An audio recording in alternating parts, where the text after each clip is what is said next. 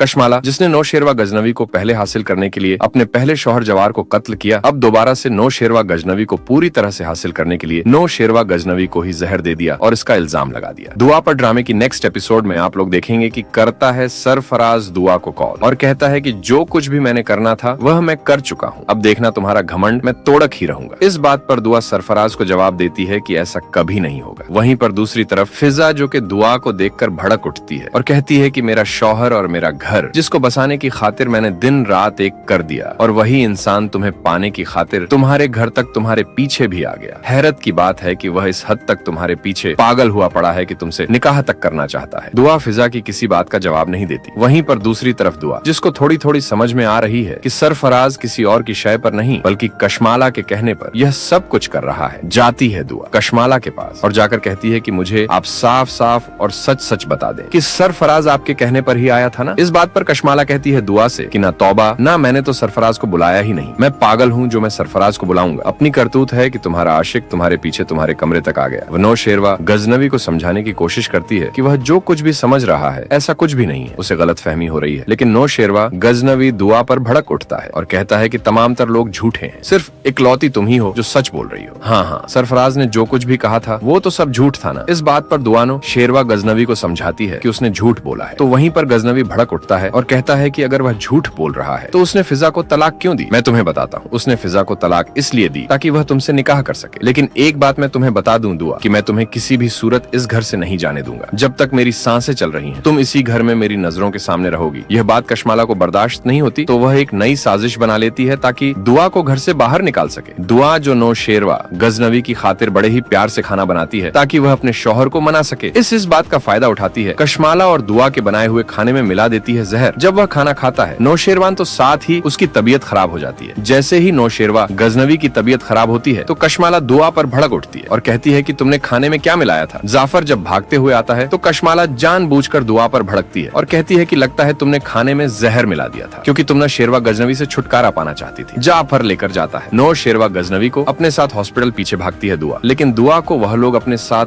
Hospital नहीं लेकर जाते। कशमाला जो चली जाती है उन लोगों के साथ और मौके का फायदा उठाते हुए बाबा साई और अम्मा साई को कॉल करके कहती है कि दुआ ने नौशेरवा गजनवी को जहर दे दिया। जैसे ही वो लोग ये खबर सुनते हैं तो उनसे रहा नहीं जाता और वह फौरन सीधा कराची आ जाते हैं। दुआ जो पीछे आ जाती है ना शेरवा गजनवी से मिलने के लिए, लेकिन जाफर दुआ को नहीं मिलने देता और कहता है कि बेहतर यही है कि आप यहाँ से चली जाएं, क्योंकि यह जो कुछ भी हुआ है ये सिर्फ और सिर्फ आपकी वजह से हुआ है। सब लोग इस बात से अनजान कि जो कुछ भी हुआ है वो कशमाला ने किया है, ना कि दुआ ने कशमाला। बाबा साईं के सामने एक और तीली लगाने की कोशिश करती है और सबके सामने कहती है कि डॉक्टर्स ने कहा है कि नौशेरवा गजनवी के बचने के चांसेस बहुत कम हैं। ये बात सुनने के बाद बाबा साईं को गुस्सा आता है और वह दुआ को घर से निकल जाने के लिए कहते हैं। दुआ की माँ जो आती है वह दुआ को अपने साथ ले जाती है। दुआ जो कि जाना नहीं चाहती लेकिन मजबूर होकर वहां से चली जाती है। कब आएगी सच्चाई सबके सामने जानने के लिए देखते रहिए जानसार।